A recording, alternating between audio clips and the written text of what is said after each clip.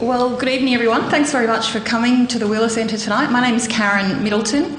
I'm, in my day job, the Chief Political Correspondent for SBS Television, and published a book last year on the backstory to Australia's involvement in Afghanistan and the politics behind why we got there and are still there. So I'm particularly pleased to be able to be here tonight with Kim Barker to talk about her book.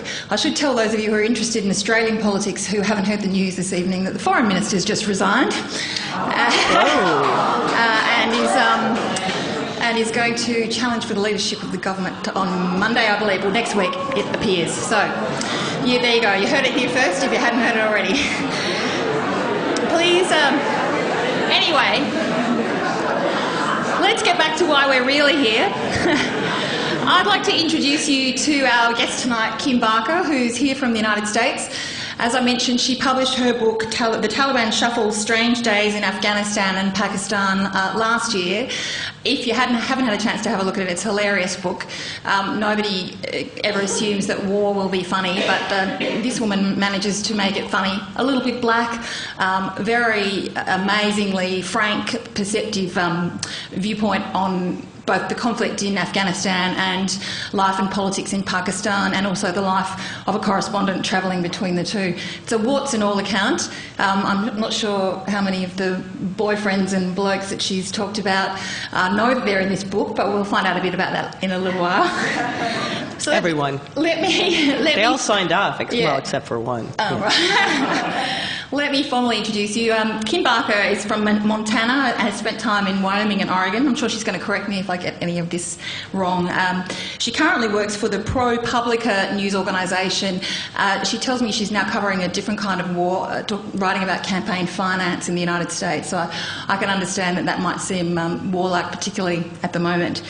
She spent 4 years early in her career at the Spokesman Review in Spokane, Washington, went to the Seattle Times, where she won awards for investigative journalism, and then went to the Chicago Tribune in 2001, and with them, a year later, moved to South Asia to report on Afghanistan and Pakistan. She began that reporting in 2002, and she was the South Asia Bureau Chief there from 2004 to 2009. She took up her fellowship, the Edward R. Murrow Fellowship from the Council on Foreign Relations, moved back to the United States and to study Afghanistan and Pakistan. And this book is the fruits of her time as a correspondent travelling between two very fraught and fascinating countries in South Asia. Can you join me in welcoming Kim Barker?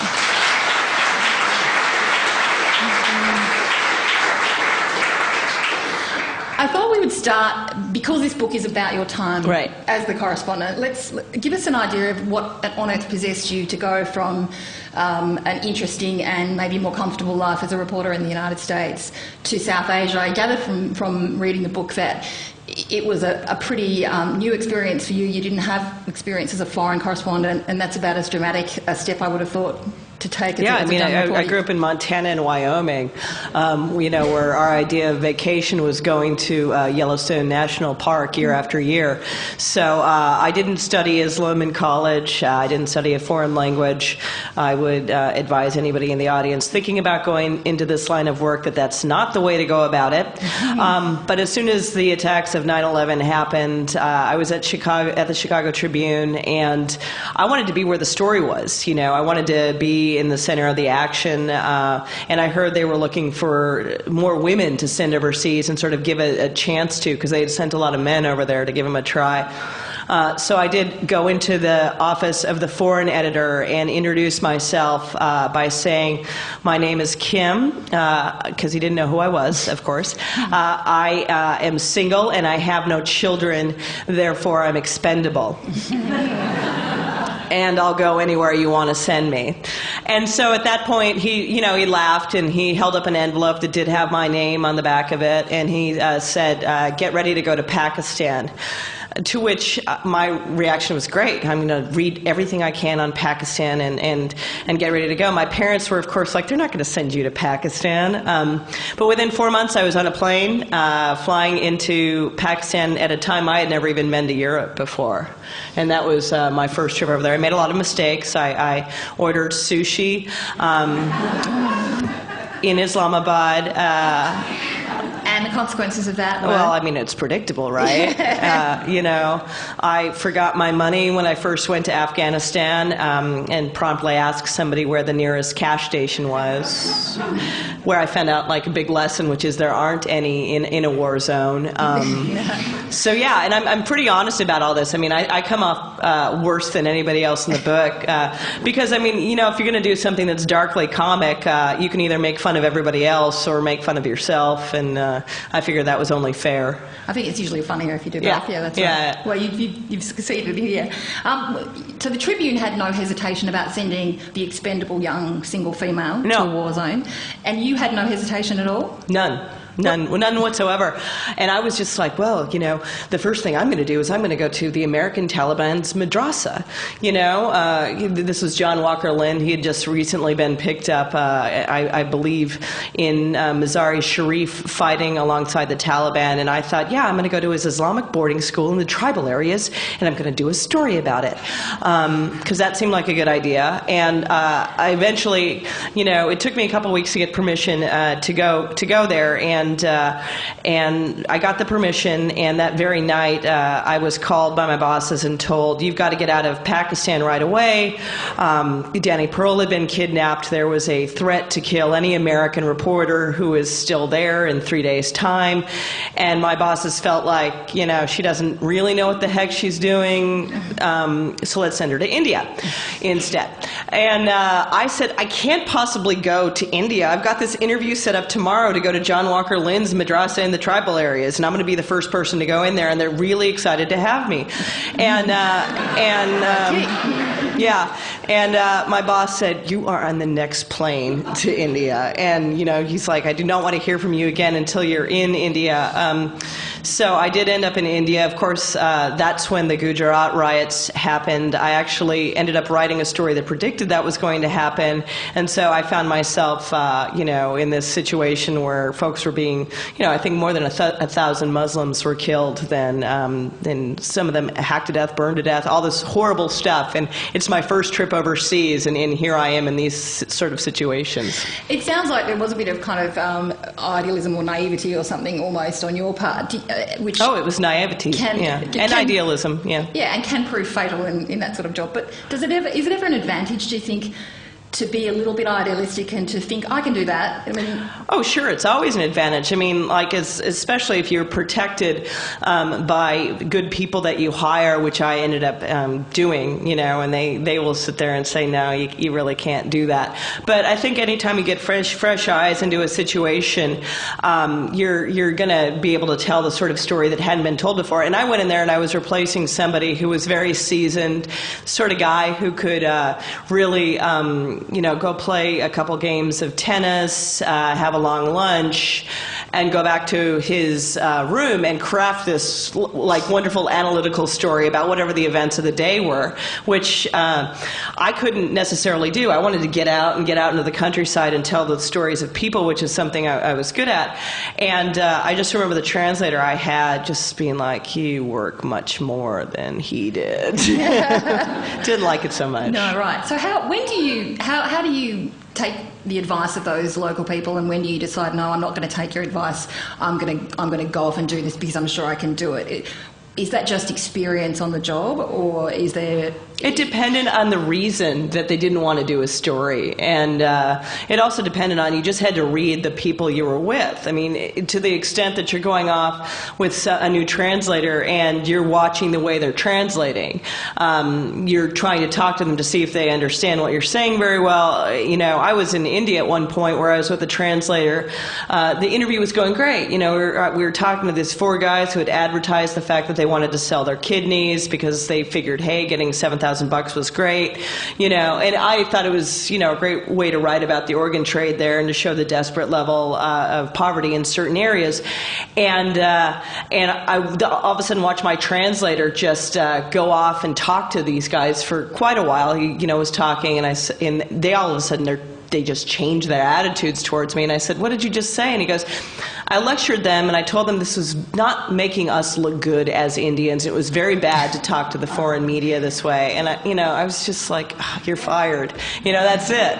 And you would get into the situation where you would realize somebody was not operating in your best interest. In Pakistan, there would be sometimes some of the journalists there, the local journalists, in fact, would do double duty, working for you at the same time they were getting paid off by the Inter-Services Intelligence Directorate, which is the major spy agency in Pakistan. So in other words, you're doing a story and it's just sort of getting fed right back to the establishment, which is not necessarily something you wanted. So you had to sort of be creative with the way you would do things. In Afghanistan, I had a translator who I just trusted implicitly, and I listened to anything he said. But in Pakistan, sometimes I'd say, I want to do a story on this, and the translator would be like, nah, it's not a story. You are naive, you don't understand our country, that's not a story. And I'd be like, no, it is a story, a fashion show from a fashion designer who's gotten sort of in trouble with the Islamists because she's showing too much skin. That's interesting. It's interesting to a Western audience. Your book is divided into two halves, and the first half is essentially about Afghanistan, and the second half is about Pakistan, and you weave India through the middle of it. And I think you talk at one point about being in love with Afghanistan, like you fell in love with that country, and I think you said initially you didn't love Pakistan, and I wasn't even clear whether you did fall in love. You fell in love with Pakistan a little bit by the end. Talk to us about the Sure. difference between those two countries. And then I also wanted to ask you, your first chapter is called Kabul High. Tell us about the idea of Kabul High as well. Okay, and I might need to get you to remind me of some of the questions. Yeah. And I'd like to be clear. I love Pakistanis and Afghans. I fell in love with the people on both sides of the border. I found the government much more difficult to unravel in Pakistan, and I think anybody who's studied the two countries understands that. Afghanistan also felt to me, maybe it was the fact that it resembled Montana in some ways, guys with beards and pickup trucks and big guns, hated the government. It was a familiar place. They took me hunting and fishing. Fishing, of course, involved grenades and live generator wires. But no, there was something very charming to me about Afghanistan and the whole idea of the hope that folks had there when we first went in, and to be able to sort of chronicle everything that happened after those first initial stages of hope with where things are now, felt like this amazing experience to have, very privileged situation to be in. Whereas Pakistan, you go to Islamabad and you could just as easily be in D.C. or Melbourne. It feels like pretty much anywhere. The government is obviously much more sophisticated than Afghanistan, and there's this whole sort of sense of this double game that is played there with some of the administration that's difficult to unravel and difficult to figure out. You are always being spied on when you're in Pakistan. Afghanistan, they would like to think that, but they're just really not very good at it yet. They're working on it. But and as far as why I call the first section of the book Kabul High, it's for a couple of reasons. There's the adrenaline rush you get into going into a war zone and going into a place where essentially it has been shut off from Western culture for so long. It didn't have TV, didn't have the internet, and it's all rushing in there at the same time. And there was a bit of euphoria there covering that, and just going out every day and seeing a brand new thing happening there, and being able to witness it through Afghans' eyes. And then there's also the sort of aspect of it being a bit like high school or college in the social scene. I was actually quite shocked by the social scene. I try to, again, put myself in the middle of it because I always got very frustrated by those journalists that would write these very sort of down-their-nose stories about the horrible foreign community in Kabul when they were going out and drinking just as much as anybody else. So I felt like I sort of had to fall on my sword on that one. We did. We behaved horribly there, and I was a part of that. And I think it has something to do with the fact that you're living this very oppressive life, going from work to home to work to home, and the only release folks really had was this idea of going to these crazy parties on Thursday nights. It was like, a toga party. I did not wear a toga. I wore a t-shirt and jeans, but everybody everybody else was in togas. I felt very overdressed. And, you know, wear red parties, the wear white parties, the 80s parties, all these different sort of weird things that you only really have when you're in high school or in college. Was the toga party the one where someone opened fire on you when you were all on the roof? Was that? That was different. No, and I wasn't actually at that one. That was the roof of the Mustafa Hotel.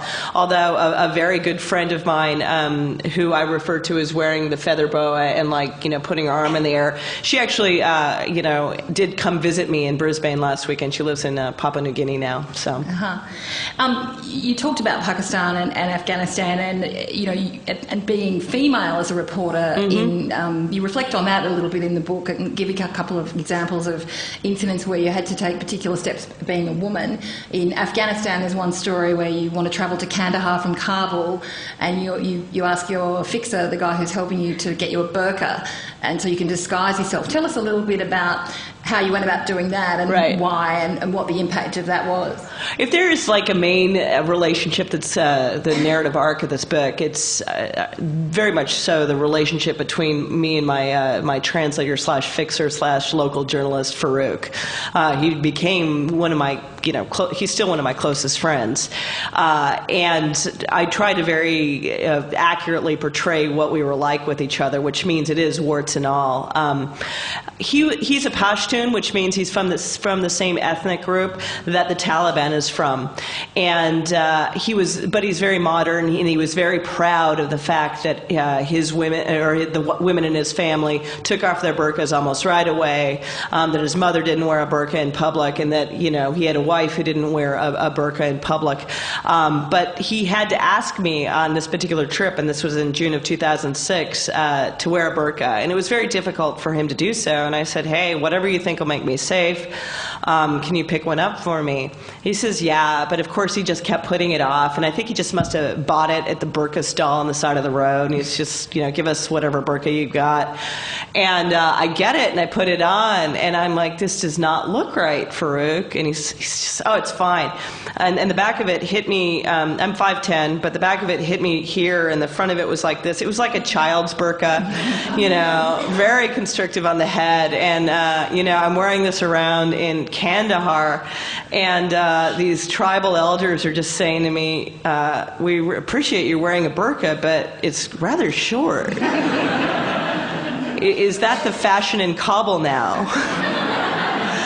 And, you know, so it's just like I felt like I was wearing like the Afghan equivalent of a miniskirt, you know, walking around Kandahar. But it was a very interesting experience wearing a burqa, because it obviously was difficult to breathe through, and it felt initially oppressive, but it was really one of the first times I'd ever been able to travel in the country with nobody looking at me, you know. And it did make you feel safer? Oh, yeah, it made me feel safer. It made me feel freer in a weird way, which was not necessarily the reaction I was expecting to have. And you say that Afghan men on the whole were reasonably polite to you. Yeah. That wasn't the case in Pakistan, and you had a slightly different experience as a female journalist, right. A little bit gropey. Yeah. Tell us that story, because your response was a male response, some might suggest. Yeah, went right for the punching. No, I mean, like, and to be fair, again, I have a lot of respect for. I have a lot of Pakistani male friends who would never punch or pinch me in public or anything like that. One of the translators I ended up using quite a bit, and he's become a very good friend. His name is Aoun, and he told me that you know, the problem was too much Hollywood, the fact that Pakistani men had just had too much access to American movies, and so they felt like American women needed sex like they needed oxygen. So therefore, if you just put yourself in the path of the American woman at the right particular time, you might get lucky. So, I mean, you can hardly blame the young men for it. It's such a repressed society, and it really sort of teaches you about what that can do and how things can leak out in other ways. But anytime I was in a crowd situation, it would just be this constant, like, pinching and grabbing and pinching and grabbing, and I didn't adjust to that very well at all. all. And in one situation where I was at the rally of the Chief Justice of the country, and he had become like this hero back in 2007. He was like a national hero because he had stood up to the military dictator Pervez Musharraf at the time. And I went to one of his rallies, and I'm out there trying to take notes in the crowd, and these guys just keep pinching me. And I'm turning around and I'm yelling at them, don't you have sisters and mothers? And sometimes that actually works. Not in this particular case. They just thought it was hilarious that I was yelling. And so they keep doing it, and I keep my hand down next to me so that the next time when a guy does it, I can grab his hand. And I turn around, it's like this little short guy. He's got to be about, in his mid-50s, comb over, and he's just, no, because I've got my fist up, and I just went, I hit him. And it was just like, it turned into this thing where the Chief Justice's car, and keep in mind, every foreign journalist had been trying to get into this car for weeks. Every local journalist had been trying to get into this car, because they have these rallies that take 12 hours to go, 100 miles, and the whole idea of being able to tell the story of the Chief Justice, but the Chief Justice was doing no interviews, and he wasn't talking to the media. So, they unrolled the window of this car, they sent out lawyers to try to protect me. I mean, honestly, guys linking their arms, trying to protect my rear, flank, and it doesn't matter. The hands keep getting through, and I'm just screaming. I'm yelling at these guys, and at a certain point, the door of this car pops open, and this lawyer says, "Kim, get in." And I just thought, awesome. And so I get into the car, and the lawyer, the chief lawyer, Itazaz Hassan of the Chief Justice, just says, do not talk to the Chief Justice, do not try to interview the Chief Justice, we will drive you through this, and then you're getting out of the car. And I just sat there for a second, and I said, but what if the Chief Justice wants to talk to me? Which made the Chief Justice laugh, and pretty much any time it is as us and the lawyer would get out to make various speeches along the way, the Chief Justice would just be a chatterbox, just talking away. And it was great. I ended up getting another couple of friends in the car with me, and because I'd be like, they'd come up to the car and they'd look inside and they'd be like, is your butt getting grabbed? Okay, yeah, she needs to get in the car as well. So we're displacing all these male lawyers, and at a certain point I remember going by a friend of mine, Carlotta, who worked for the New York Times. Her car was broken down on the side of the road. She's outside and she sees the Chief Justice car go by slowly, and she's just looking at me, and it's like slow motion. I see her mouth drop open, and then my phone starts ringing, and it's her, and at that point I'm like, no, I'm not letting the New York Times into the car. No way. You got to draw the line somewhere. Yeah. Nice one. Yeah. A tactic for the future. Yeah, exactly. I'm competitive. You mentioned Farouk, your fixer, and one of the things that really resonates with me with this book is the people in the book. It's so much about the people that you met and your understanding of the country through the people. There's a story about your association with the man who became the Attorney General, Mr. Sabit. Tell us this story, because he starts off as a sort of a contact of yours, and then you develop this sort of relationship which becomes a sort of a friendship and ends up being quite difficult for you. And you get a bit of a sense through that of the difficulty for journalists in trying to make contacts in a country like Afghanistan and maintain them without crossing some kind of a line in a country where lines are crossed all the time. And there's no concept. Tell really us about Sabit and this experience. When I met Abdul Jabbar Sabit, he was this wild-haired, white-haired Pashtun man that had this long beard, long white hair, and very sort of exaggerated features. And you call him Grandpa at some point. I would refer to him as my Afghan grandpa. And he would wear these very nice Western suits with us, and it just was just an image. And so I met him, and he was very funny, and he had lived in Canada for a time, and he was doing sort of his own one-man war on vice in Kabul, because there had been all these brothels that had popped up that were serving essentially Western security guys. And I have to admit, I went to a brothel a couple of times, but just because they had a good pool table, so I could play pool there. and I would go with friends, but that it wasn't for anything like using the brothel, just to be clear.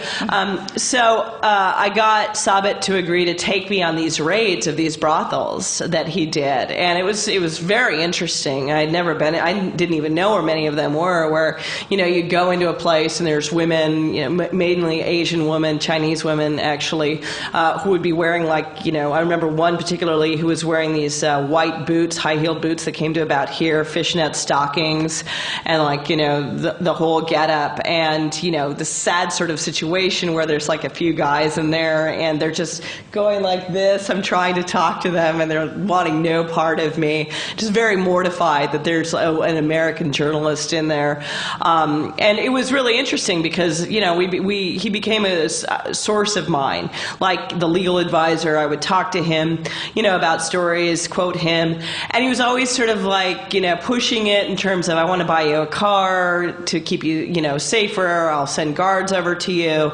And there are times, where I did call him at one point because I was a little bit nervous about a story I had done and the reaction to it. But he was just, he was always a good gauge for what was dangerous and what wasn't.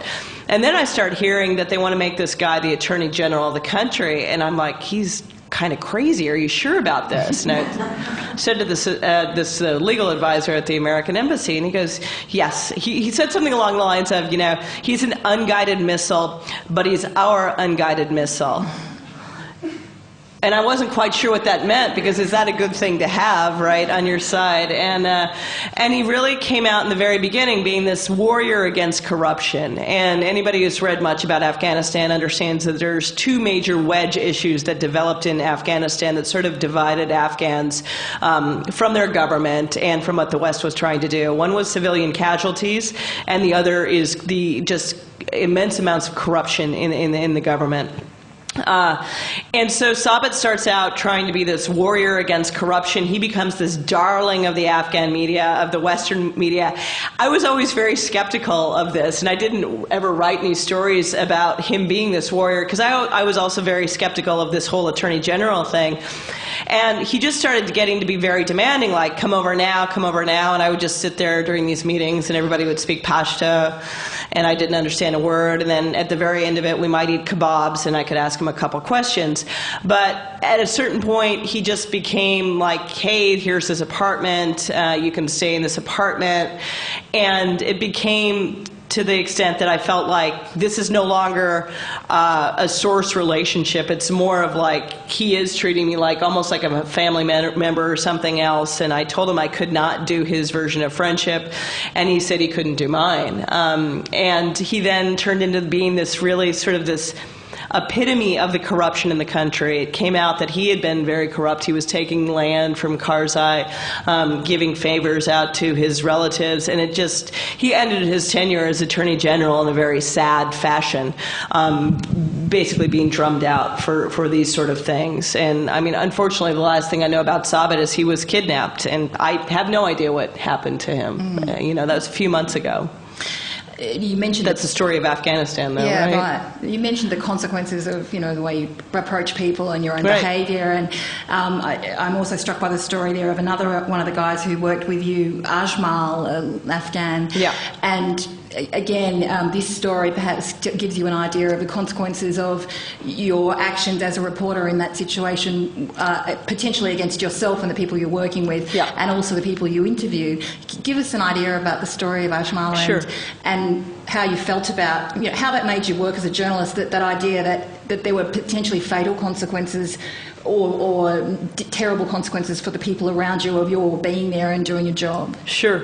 Ajmal Naqshbandi, he was a friend of mine, and he was one of the translators I would use whenever Farouk was busy. I first used him when Farouk was getting married in June of 2004, and he was like this lovely little pudgy man, sort of like this, very doughy face, tiny little, barely had a mustache. He was maybe 22, 23 when I met him, and he really had the soul of a poet. It was like every single thing that Ajmal translated sounded like poetic verse. I have no idea whether the people were actually saying what he was translating, but I do remember one story I wrote. My editor was like, wow, I mean, the quotes of Afghans are just amazing. And I'm thinking to myself, well, perhaps it's just Ajmal.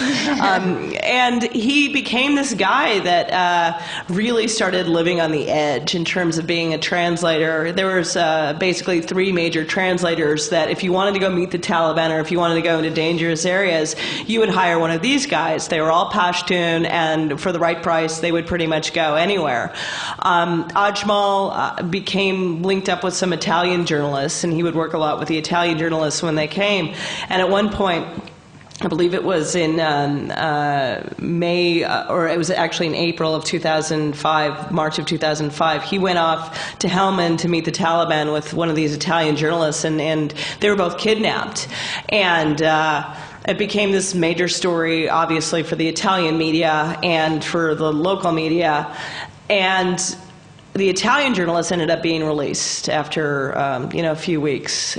And I'll always remember the video of him going home and landing in Rome. And he did basically this fist pump when he landed. And Ajmal was still with the Taliban. He was just left there. And the sense that you had being there, that like this government, the Afghan government, would do anything to free foreign journalists, but for the locals, not so much. And that was very much the sense that Afghans had. And so they held Ajmal for a little while longer, and then they killed him. They cut his throat, and they videoed it. And I've never watched it. I make it a practice never to watch those videos because I think it takes a bit of your soul every time you see something like that. But we went to see his family, tried to help in the way we could, and I went with Farouk, and I just really had the sense at that point that I'm never going to put you in danger. No story is worth getting you killed, because in many of those situations, it's going to be the local guy who gets killed. It's never going to be the foreign journalist. You can point to many of those situations since. And I do know that at least the journalists that I know that were kidnapped later on had the chance to leave without their translators and never did. They refused to leave their translators behind. Mm. And what's really clear in your book, it's funny and it's light of touch and it's illuminating as far as these countries goes, but it's also illuminating about you and about the sensitivity with which you deal with some of these things. And I was going to ask you also about the death of Sergeant Meredith Howard. You write about a bomb that goes off in Kabul and in the middle of town, and a bomb that hit an American convoy, and one of those who was killed was a female sergeant in the US Army, and she was a reservist. She was 52 years old, and her story quite struck you. And you write about her trying to pursue her story, find out about her, to do justice to her somehow, I think. And then you talk about, in the end, having to just put her back in the box in the back of your head and lock it. And that was a tactic that you learnt to use to deal with these things. Talk to us about that as a correspondent, that the shocking stuff like Ajmal and like this, and how you continue to do the job you're doing without being weighed down by that. I mean, eventually you obviously do get weighed down by it, and folks get damaged by doing it for too long. My feeling, and this is also my feeling whenever I covered crime or violence in the States, is that anytime you go in to cover one of these stories, anytime you're writing about something horrific, you've got to treat it as if it's your first horrific thing you're covering. You've got to treat it as if these could be your neighbors, your family members, to treat it with a sort of grace and the touch and give it the justice that it's due. I always felt like anytime I was covering a suicide attack or any of these things that I saw in Afghanistan, I wanted to make people back home feel like, okay, this is halfway around the world, but I could know this person, even if it is an Afghan or a Pakistani. And there was something about Meredith Howard that just struck me. I mean, how broken is our military that a 52-year-old reservist is a gunner on a Humvee, I mean, how broken is our military at that point to be covering two war zones? And she was almost my mother's age. And, you know, she'd been captured in these videos, these training videos, and she just had these really rosy cheeks and this gray hair and this very infectious laugh and smile. And I went out to where where the folks were based who were, in her particular unit. And it was a very close unit, all made up of reservists, folks who were in mainly their 40s and their 50s. And just got to see these home videos folks had shot of her, got to see like this desk she had started making there, got to see her bed, and I just really, she haunted me. We went to the point that like we tried to find out everything we could about the suicide bomber who had attacked the convoy, because I kind of wanted to know, okay, what was he thinking when he went into this? And it just turned out you could find out nothing. And that would be the thing that you would come to every time you tried to find out about a suicide bomber. You know, what were they thinking? Why did they do this? And you came up with answers sometimes, and never does that make sense. Never does that level of violence make sense. Well, I want to move on now to sort of contemporary view of the situation. Then I think we've got sort of 6 or 7 minutes before we're going to open up to questions. And on that thing about suicide bombers, you wrote that before 2003, most Afghans would never have dreamed of blowing themselves up, that suicide was considered cowardly.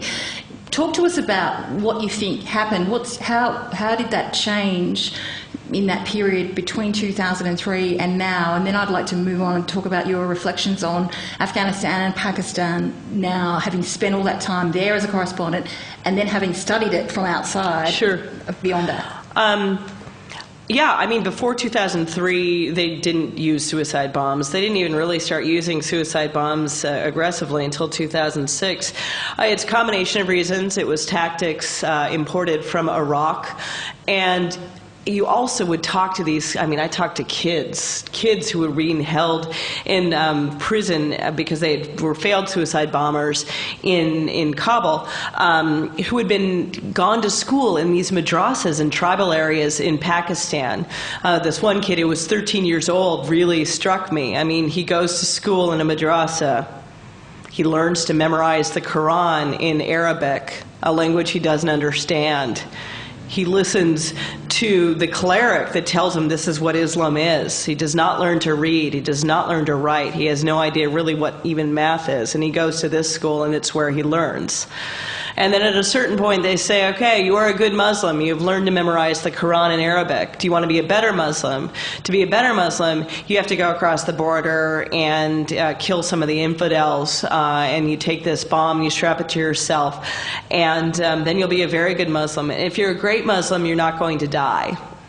In fact, you will be able to, and your family will be very well taken care of. And he's 13. I mean, think about that. He's 13, and this kid goes. I mean, obviously he bumbled it because he was caught.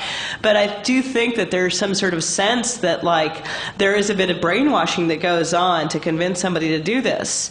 And there can be a sense that, like, if you do this, your family will be well taken care of.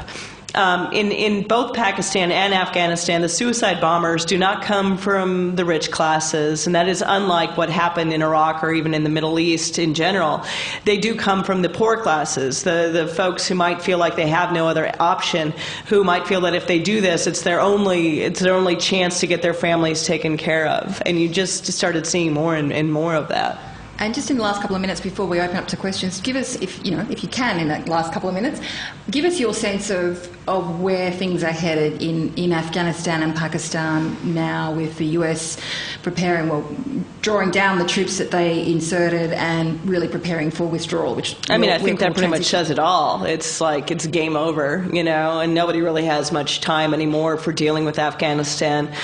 2014, it's going to, pretty much it's the ending date. The U.S. has no desire to stay there any longer, neither does anybody else.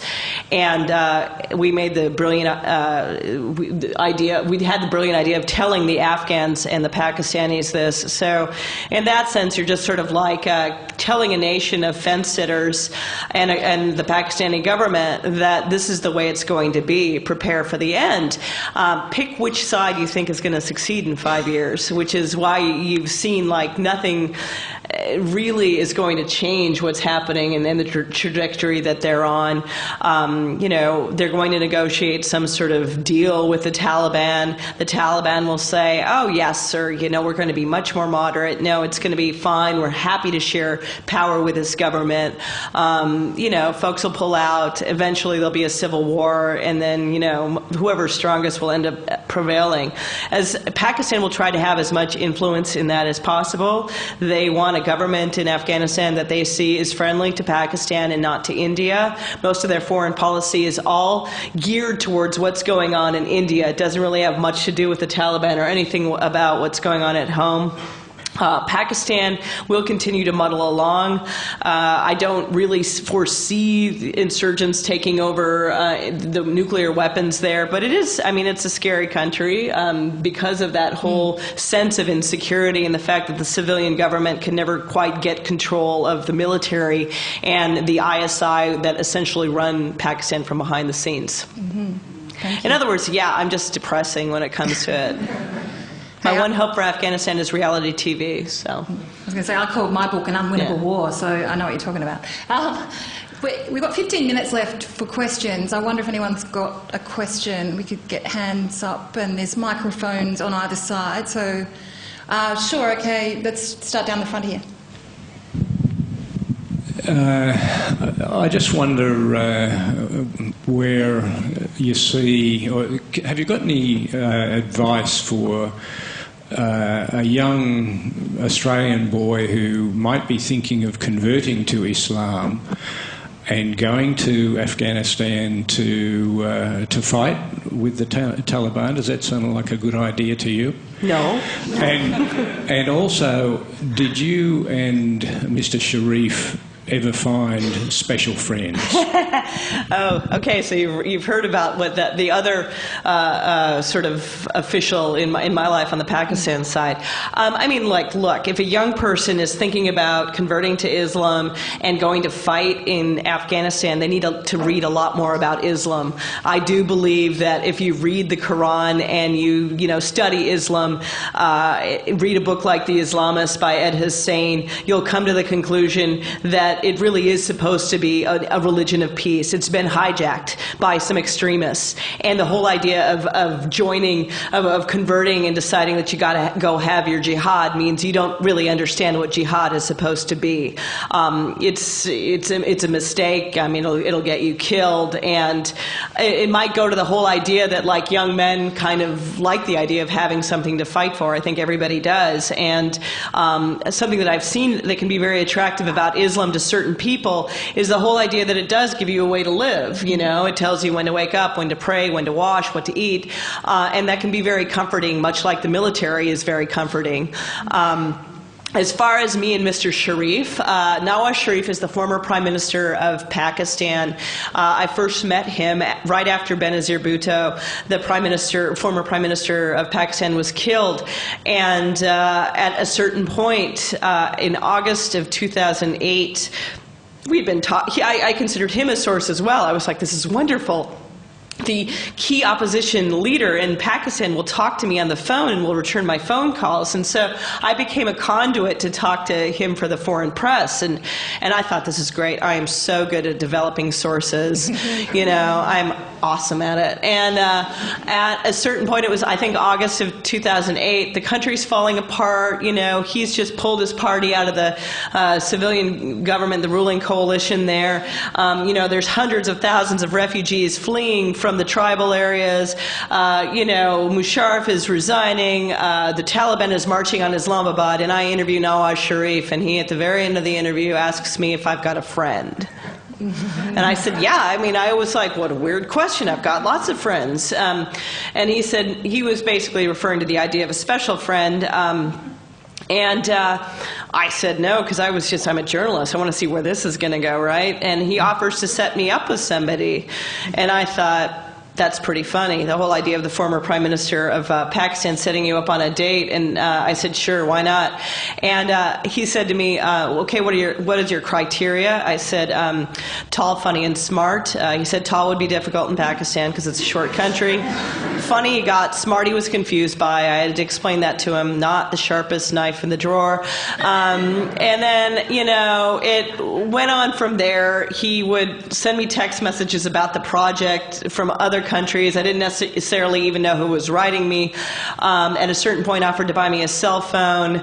A little bit later, said that and I checked him out. I checked him out with friends who were Pakistanis. They said, no, he's just acting like a Punjabi uncle. You don't have to worry about it.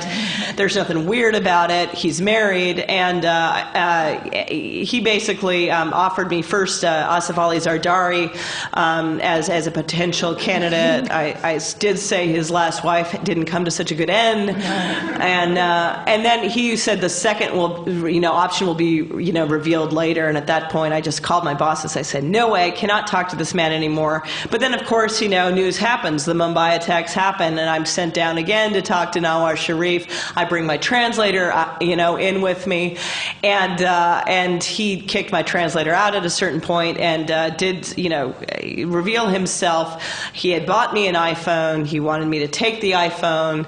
I refused the iPhone, and he then gave me the line that I mean, honestly, I wish it would be used in bars across, the world, which was, I know I'm not as tall as you want. I'm not as fit as you want. I'm fat and I'm old.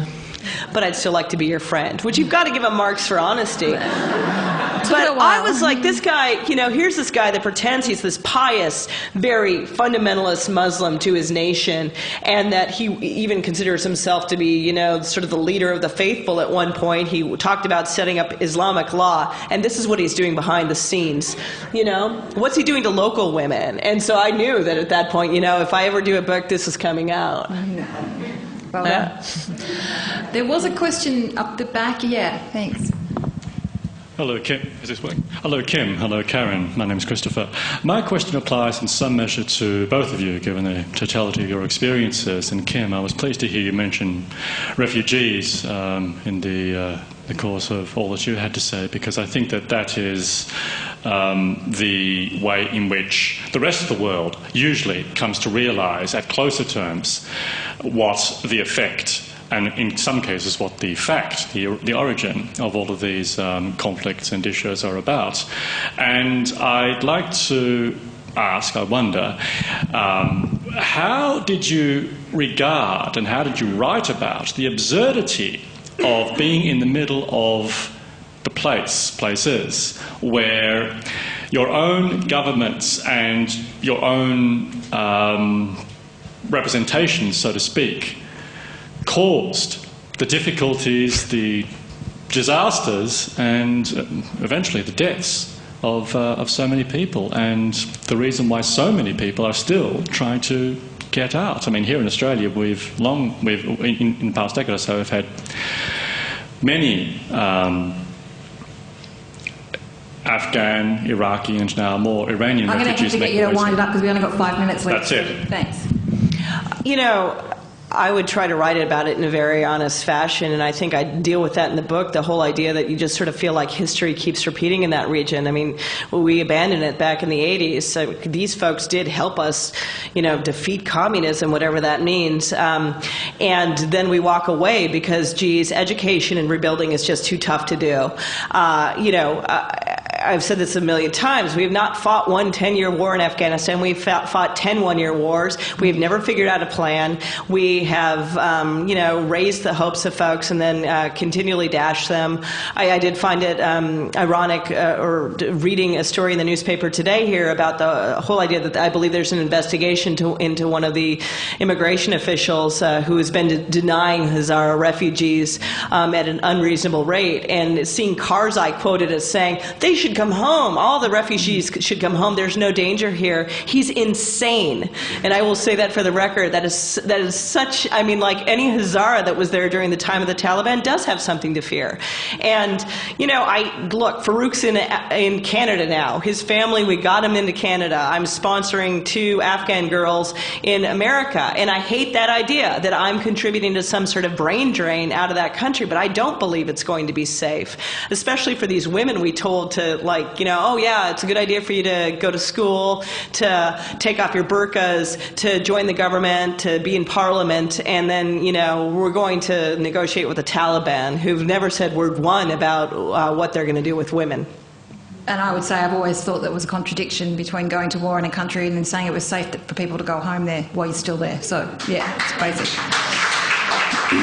There's a question over here, yeah, and then down the front. We have a couple of things in common. I'm from your neighboring state of Colorado, and I'm also an idealist. And thus, when I read Greg Mortenson's wonderful best-selling book, 3 Cups of Tea, I got so excited that I bought class sets for my 2 grandchildren's various classes.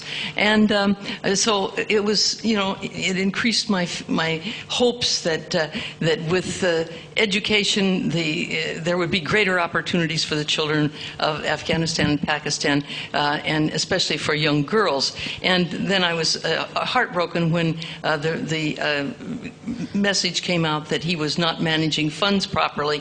So have you encountered any of Mortenson's schools, and did he accomplish anything, and if so, what? You know, he did do some things, but they were not in Taliban areas. I always, and everybody who's been over there, felt like his book was very much exaggerated about what he did in Pakistan, and even like what his climbing experience was there. Look, he's from Montana, I'm from Montana. The very frustrating thing about that book and the fallout from it is that it makes me fear that people aren't going to want to give to these sort of charities, many of which do very good work. And I guess I would just encourage anybody who is going to give to a charity to actually look at, you know, what they spend their money on. Because if folks had actually done that with that charity, they would have seen that most of it was going back to his book sales. You know, education is the only way you're going to actually make a difference in these countries. So I guess I would encourage you not to lose your idealism, and there's plenty of folks doing very good work over there. We've got 3 minutes left. We've got time for a really quick question and a quick answer. In Pakistan, Imran Khan is emerging as a possible successful candidate. Do you have any comment on him and his party and the prospects for that? Imran Khan, I feel very conflicted about, because he is coming out as, I mean, he's in his 50s, but he's a relatively young alternative to the folks, the cronyism that has really been perpetuated in Pakistan politics for so long. The whole idea that you can't get anybody new in there and you can't get a new party in there. It's always got to be, you know, a Sharif or a military proxy or somebody from the Bhutto family. So I like him for that reason, but I think that he's had a really hard time coming up with some sort of identity. He's gone back and forth between I'm a fundamentalist, I'm anti-American, and you're like, really? You were kind of a playboy.